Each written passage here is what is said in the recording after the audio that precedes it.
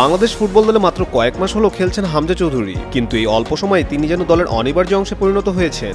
শুধু নিজের পারফরমেন্সই নয়, মাঠের ভেতরে সতীর্থদের সঙ্গে তার আচরণ, দিক নির্দেশনা দেওয়া, ভুল ধরিয়ে দেওয়া কিংবা প্রয়োজনের সময় এগিয়ে আসার দৃশ্যই বলে দিচ্ছে তিনি একজন দারুণ নেতা।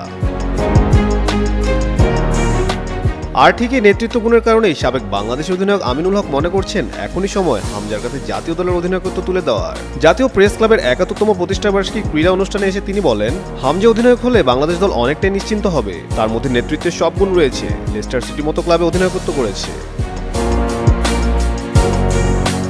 ২৮ বছর বয়সে এই মিডফিল্ডার অভিষেকের পরই বাংলাদেশের মধ্যমাঠে দৃঢ়তা এনেছেন। ফলে আমিনুল মনে করেন তার অভিজ্ঞতা ও ব্যক্তিত্ব দলকে কেবল অনুপ্রাণিতই করবেন না, বরং ভবিষ্যতের জন্য একটি স্থায়ী নেতৃত্ব দেবে।